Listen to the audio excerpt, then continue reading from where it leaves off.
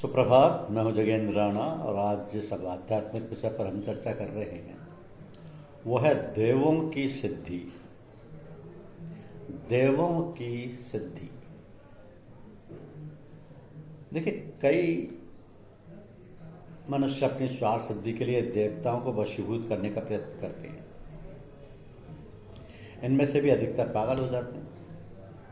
जो लोग धन, प्रतिष्ठा अथवा आगे पीछे की बातें जानने के लिए देवताओं का अनुष्ठान करते हैं, जो संसारी सेवा उनसे लेने के इच्छुक होते हैं, उनको देवता बड़ी कठिनाई से सिद्ध हो पाते हैं। कोई ना कोई ऐसा विघ्न डालते हैं कि जिससे वह क्रिया भ्रष्ट हो, गिर पड़ता है।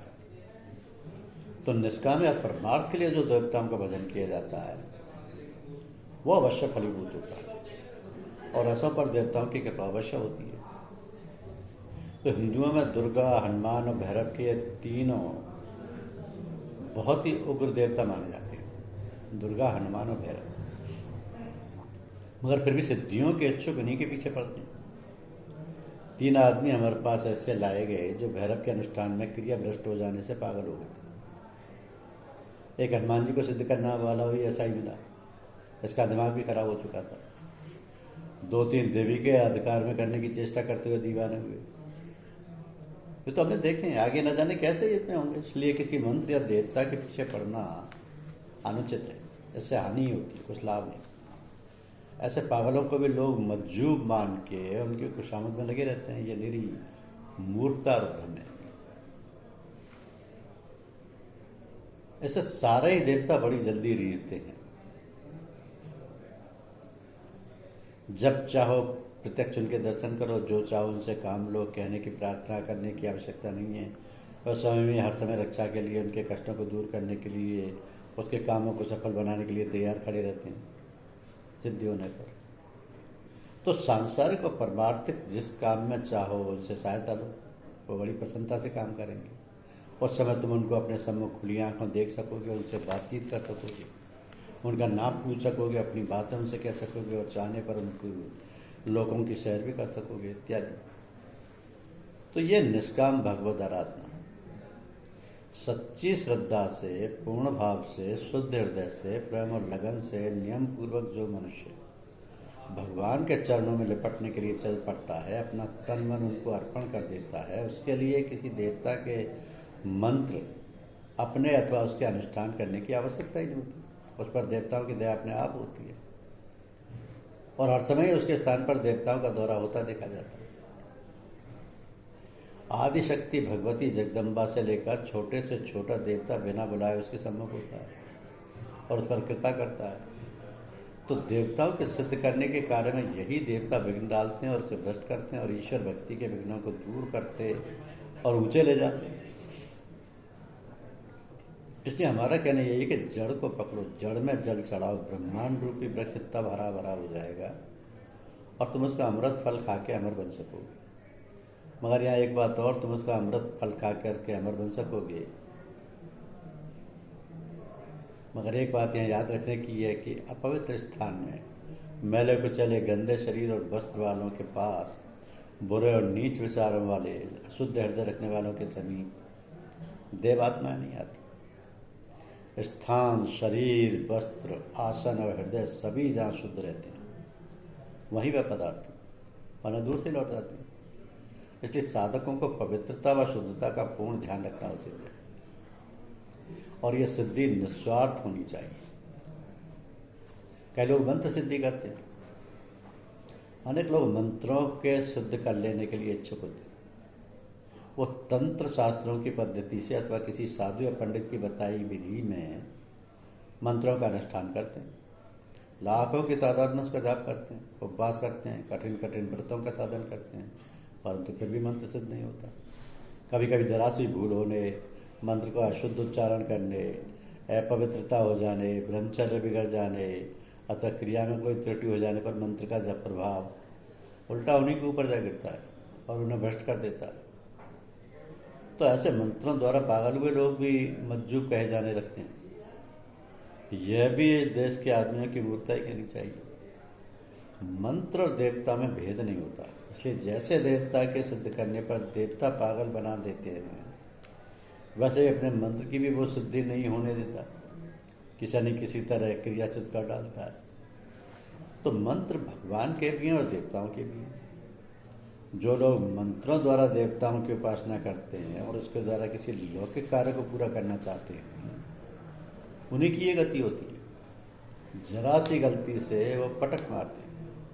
पर भगवान की ओर चलने वाले, उनके मंत्रों के अनेकों अनुष्ठान करने वाले, उन्हें लाखों नहीं करोड़ों की तादाद में जपने वाले कभी फेल नहीं होते। भगवान तो दयालु, वो तो हम सब पर पुत्रवत स्नेह रखने वाले हैं। भाव में, कुभाव में, पवित्रता और अपवित्रता में जैसे भी हो सके किसी दशा में हम उनके मंत्रों का अनुष्ठान करें, उनका जाप करें, तो वो हमको कभी धक्का नहीं देते, बल्कि प्रसन्न होकर उसमें सहायता देते हैं और निज के पास से पूरा कर देते हैं। क्योंकि हम सब उन्हीं के लाडले बच्चे ही तो हैं।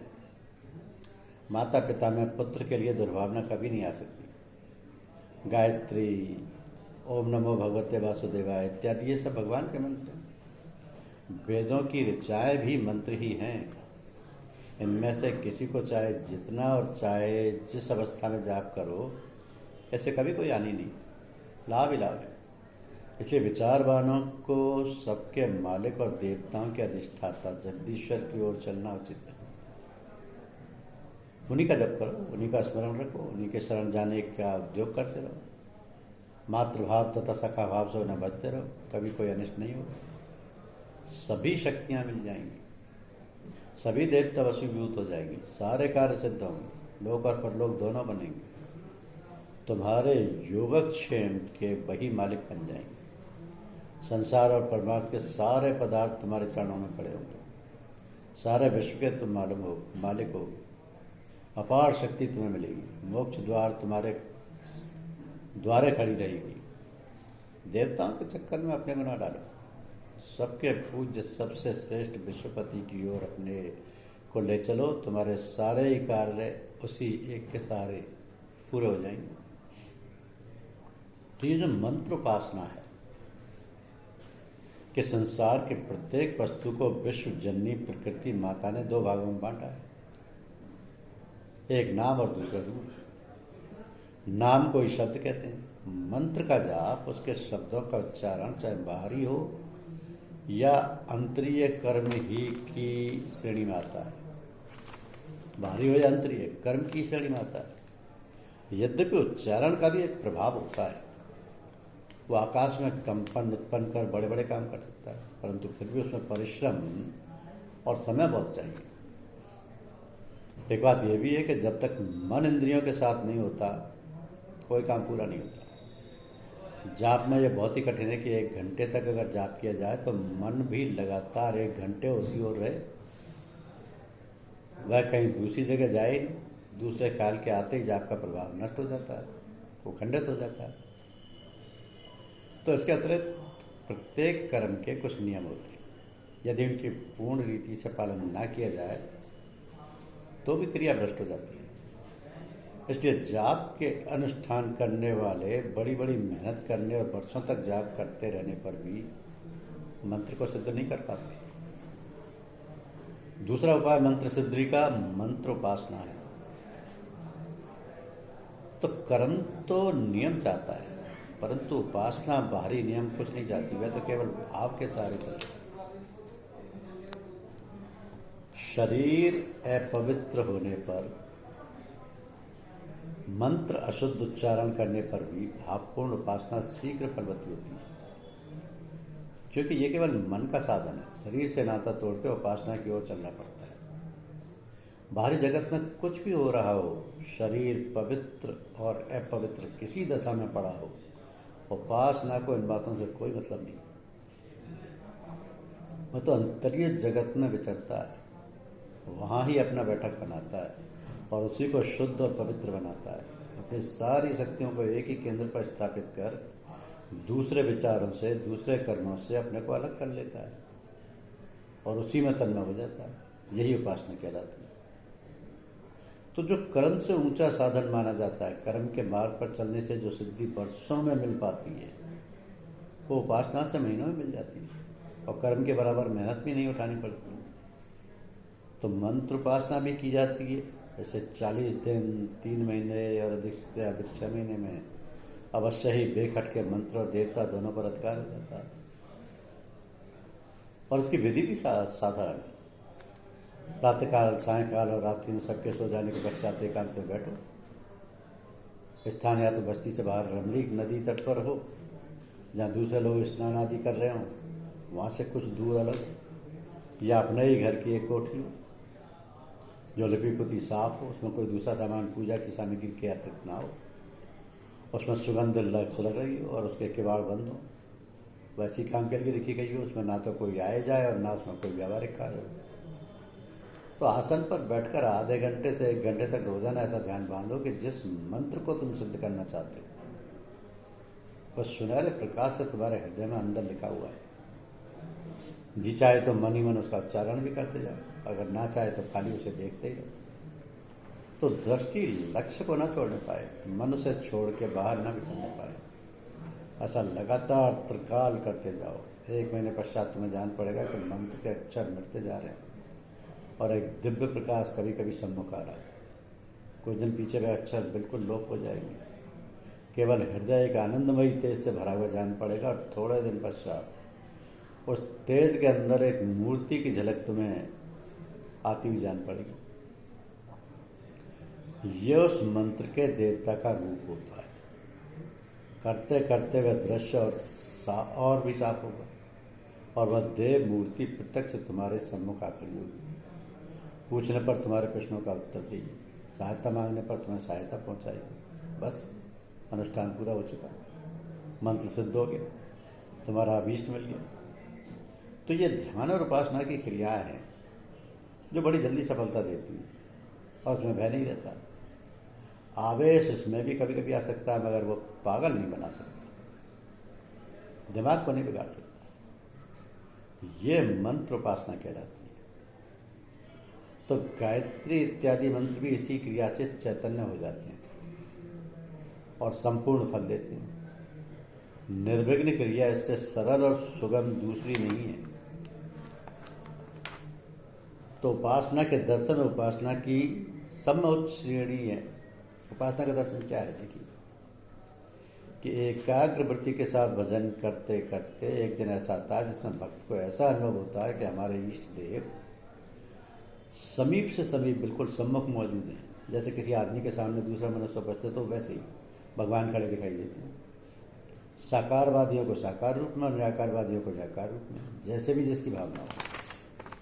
तो जैसा कि श्री गोसाई जी ने कहा कि जाके मनी भावना जैसी, प्रभु मूरत देखी तिन जैसी, यही उपासना या हुजूरी कहलाती है। यही उपासना का दर्शन है, यही भक्तों का भगवत साक्षात्कार। तो इस दर्शन के समय उपासक आनंद में विभोर उठता है। खोई हुई वस्तु मिल जाने पर जैसे खुशी आदमी को मिलती है, वैसे ही वो हर्ष से प्रफुल्लित होता है। शरीर की सुध बुध लुप्त हो जाती है, हृदय प्रकायमान हो जाता है, इंद्रियां अपना व्यापार छोड़ देती हैं, मन निश्चेष्ट अवस्था में चला जाता है, बुद्धि उन्हीं की रूप माधुरी में मुग्ध हो जाती है, केवल अहम का अस्तित्व रह जाता है, मगर वो भी बहुत सूक्ष्म। तो उस समय वह अपनी कहता है और उनकी सुनता है। ये मिलाप की बातें अधिकतर या तो संकेत या इशारों में ही होती। हृदय अपना प्रश्न करता है और हृदय ही उसका उत्तर देता है। हृदय में एक प्रकार की हरकत होती है जिससे चिदाकाश में कंपन होता है और वही कंपन शब्द का सूक्ष्म रूप अंतर्य अंतर में प्रकट करता है। उस समय जीवात्मा संतुष्ट हो जाता है, उसे पूरा यकीन हो जाता है कि जो कुछ मेरे अंदर शंकाएं थीं उनका समाधान हो गया। तो ये उपासना का दर्शन स्थायी नहीं होता, क्षणिक होता है। बिजली के कौंधे की तरह आता है और चला जाता है, पर एक बार की मुलाकात रास्ता जरूर खोल देती है और साधक को आगे बढ़ाती है और दोनों के अंदर घनिष्ठ संबंध पैदा कर देती है।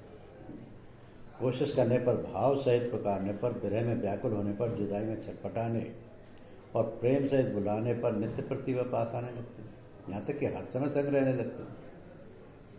तो ये उपासना भक्ति की चरम सीमा है, परंतु बिरले ही भाग्यशालियों को ये दर्जा नसीब हो पाता है। जिस प्रकार पारस से स्पर्श करते ही लोहा अपना रंग रूप बदल बहुमूल्य स्वर्ण बन जाता है और राजमुकुट व देवर मणियों के गले को सुशोभित करता है, उसी तरह जो साधारण व्यक्ति भी दया से क्षणिक दर्शन कर सका वह मनुष्य नहीं रहता।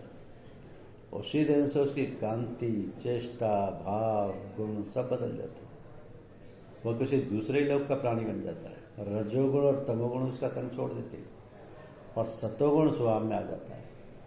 अशांति, चंचलता, चपलता उसके पास से विदा हो जाती है और शांति, गंभीरता, प्रसन्नता, निर्भयता का राज उसके अंतःकरण पर छा जाता है।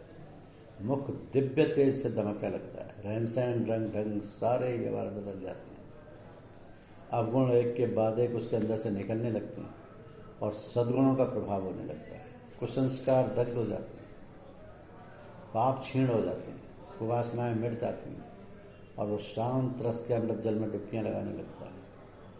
भगवान राम ने कहा है कि सन्मुख होय जीव मोह जबई, कोट जन्म अग्नाश तभी। तो उपासना व नजदीक होते ही उसके आनंदमयी रूप की जरा सी झलक मिलते ही मनुष्य एकदम कैसे बदलता है, उसके अज्ञान का पर्दा एक क्षण में कैसे हटता है, इस पर हजरत मूसा की एक बड़ी अलौकिक गाथा है, बड़ी अलौकिक गाथा है और वो उसे सुनाते हैं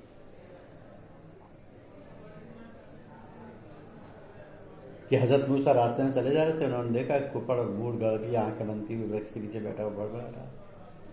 उसके मुख पर प्रसन्नता है, शरीर निश्चेष्ट है, बाहरी सुध बुध उसकी लुप्त है। हाँ, किसी से बातें करते हुए जान पड़ता है, जैसे सूक्ष्म जगत में कोई उसके सम्मुख खड़ा हो। उसी की ओर उसका पूरा ध्यान है, उसी का संकेत कर वह अपना बात कहे जा रहा है। मैं क्या कह रहा हूँ, कोई दूसरा भी वहाँ सुनने वाला खड़ा है, इसका कुछ भी ज्ञान नहीं। मानो से प्रेम समाधि लग रही है। तो मूसा उसके समीप गए, चुपके से उसकी बातें सुनने लगे। वह कह रहा था, या खुदा मेरा वर्चस्व सर्वस्व तेरा अर्पण है। तू अगर भूखा हो तो मेरी सारी भेड़ों का मीठा स्वादिष्ट पी। अगर तुझे जाड़ा लग रहा है तो ये मेरा कंबल हो। यदि थक गया हो तो मैं तेरा जिस्म दबाऊँ। तुझे जो कुछ तकलीफ है वो मुझसे कह, मैं उसी को दूर करने का उपाय करूँ। मेरे पास जो कुछ भी है वो तेरा ही है, तू उसका भोग और सुखी रहे। तेरा किसी भी कष्ट के लिए मेरी जान निछावर इत्यादि। तो ये अवस्था ही उपासना है, हुजूरी कहलाती है, जिसमें समाधि आती है। पर मैं और तू की द्वैत अवस्था मौजूद होती है। उपासक अपनी भावना और बुद्धि के अनुसार अपने प्रेम पात्र को देखता है और मनुष्य की तरफ से वार्तालाप करता है। तो हजरत मूसा बड़े सूरवीर और क्रोधी थे। मिस्र के राजा फरौन को विजय करने के पश्चात उधर के देशों में उनकी धाक जम गई। यद्यपि जिंदगी सादा और फकीरानी थी, धन दौलत मुल्क फौज उनके पास नहीं थे, अकेले ही सफर करते और अकेले ही धर्मियों से संग्राम में जुड़ते थे। परंतु तो भी उनके नाम का डंक बज रहा था। लोग उनसे भयभीत रहते थे। अपने इष्टदेव के प्रति ऐसे मूर्खतापूर्ण शब्द उनसे सहन नहीं हो सके। उन्होंने समझा, ये मेरे खुदा की बेइज्जती कर रहा है, उसे अपने से भी छोटा और असमर्थ समझ रहा है। कड़के बोले, ओ हरामजादे, क्या बक रहा है? कहीं खुदा को जाड़ा लगता है? कहीं से भूख सताती है? क्या उसे तेरी मदद की जरूरत है? वो तो सारे विश्व का मालिक है, सबको रोजी देता है, सबका पालन पोषण करता है। खबरदार आइंदा ऐसी हरकत की तो मैं तुझे जान से मार डालूंगा। तो गड़रिये के कानों में शब्द पहुंचे, उसे चेतना आई, समाधि भंग हो गई, मस्ती उतर गई, होश आया, देखा हजरत मूसा क्रोध से बड़े सम्मुख खड़े। भयभीत हो गया, डर से कांपने लगा। पास ही पहाड़ियों का सिलसिला था, वो बड़ी तेजी से उठ के भागा और एक अंधेरी गुफा में जा चुका।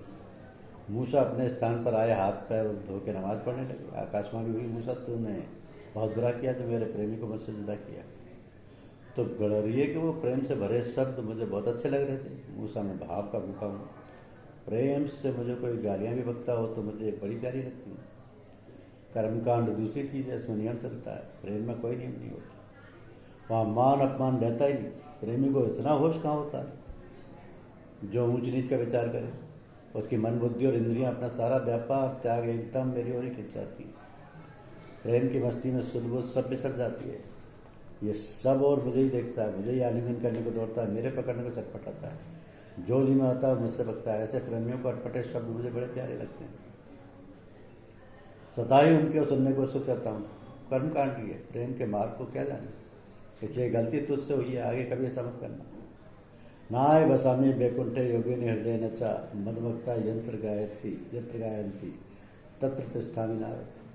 मूसा को एक नई बात मालूम। अहंकार का पर्दा हटा, प्रेम के महत्व को उसे पता चला। भाग के उसी स्थान पर पहुंचा जहाँ गड़रिये बैठा अपने प्रेमी को रिझा रहा था, अपने इष्टदेव को सम्मुख देख रहा था और उसने उनसे उल्टे सीधे शब्द कह रहा था। परंतु अब वही बेवहां कहाँ था। तलाश करने लगे, पता चला एक अंधेरी कंदरा में छुपा बैठा है। वहाँ भी पहुँचे, आवाज़ दी और बोले, ए गडरिया डरे मत, मैं तुझे खुदा का संदेश सुनाने आया हूँ।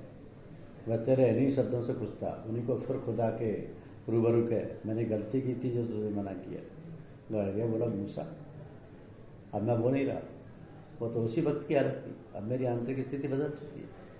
उस क्षणिक दर्शन ने ही मेरी आंखें खोल दी। मेरे ज्ञान का पर्दा हट चुका है। मेरे विचार, मेरे भाव अब पहले जैसे नहीं रहे। अब तो किसी दूसरे लोक का प्राणी बन चुका हूँ। मैं देखता हूँ मेरे प्यारे ने मुझे अपना लिया है। आप जाइए और मुझे मेरे चिच्चोर के चरणों में पड़े रहने दीजिए। यह है परमात्मा की उपासना का पर्व। प्रभु का एक मूर्त का सत्संग मनुष्य के हाव भाव और चेष्टा सभी बदल देता है। उसे इस स्थिति से उठा के एकदम कहीं दूसरी जगह पहुंचा देता है।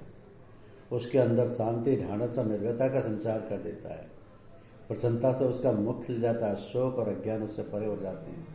मोह और ममत्व उसका संग छोड़ जाते हैं। उपासक जिस समय अपने ऊपर एक महान ईश्वर की विभक्ति को देखता है तो उसी समय बेफिक्र और शांति की गोद में खेलने लगता है। किसी से बह नहीं रहता, कोई चिंता नहीं रहती। प्रत्येक पदार्थ, प्रत्येक शक्ति, प्रत्येक विभूति उसे अपने अधिकार में ही दिखाई देती है और सिर पर एक महान शक्तिशाली सर्वेश्वर पिता का हाथ देखता है। इसलिए उसकी यह जीवन एक आनंद में जीवन बन जाता है। धन्यवाद।